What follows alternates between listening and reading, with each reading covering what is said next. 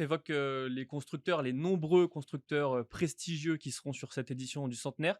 Est-ce que tu peux nous faire rapidement une petite hiérarchie? Qui sont les favoris? Qui sont les outsiders? Alors clairement les favoris, ça reste Toyota.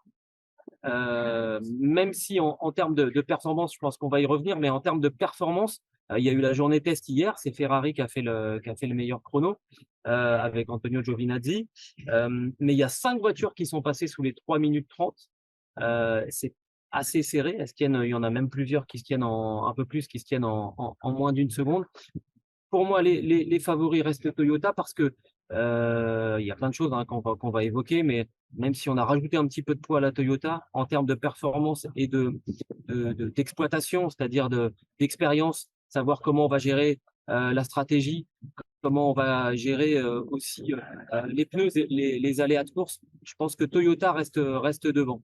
Alors tu parles effectivement de la balance de performance, la BOP, en version originale. Est-ce qu'ils s'attendaient à prendre, 37 kilos? Ah non, non, ils Après les s'attendaient vraiment succès pas. du début de saison, on savait qu'il y aurait un correctif pour équilibrer, parce que c'est le principe, hein. C'est pour ça que les constructeurs sont venus aussi, l'équilibration, ou je sais pas comment est-ce qu'on dit, des chances. Mais là, 37 kilos, ça les a un peu assommés quand même.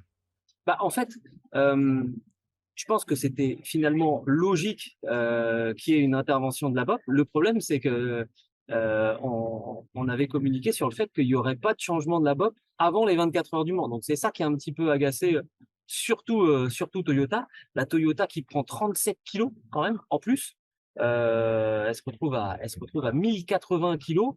La Ferrari prend 24 kilos, de plus, et se retrouve désormais à 1064 kilos, hein. Elles étaient quasiment au même poids, les 2 voitures, à 3 kilos près. Là, il y a maintenant 16 kilos d'écart entre la Toyota et la Ferrari. C'est beaucoup, 16 kilos, on pourrait se dire sur, quasiment 1 tonne une, ça représente pas grand-chose. Sur un circuit comme Le Mans, c'est beaucoup. Chez Toyota, on estime que la perte de temps avec ces 37 kilos en plus, ça serait 1 seconde 4. Je pense que c'est une estimation qui est pas folle, qui est pas trop exagérée.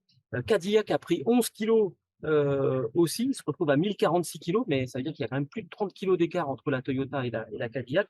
Et Porsche a pris aussi 3 kilos. Il n'y a pas eu de changement en revanche pour Peugeot, pour Glickenhaus et pour Van Wall.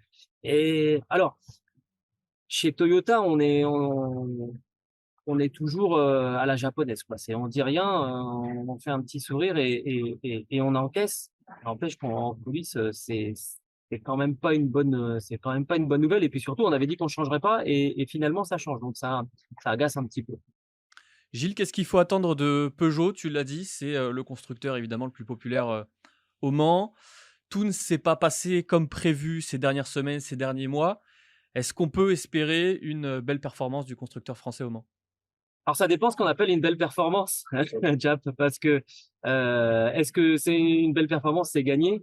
Honnêtement, je crois que ça serait quand même un incroyable scénario que de voir une Porsche, ça Peugeot.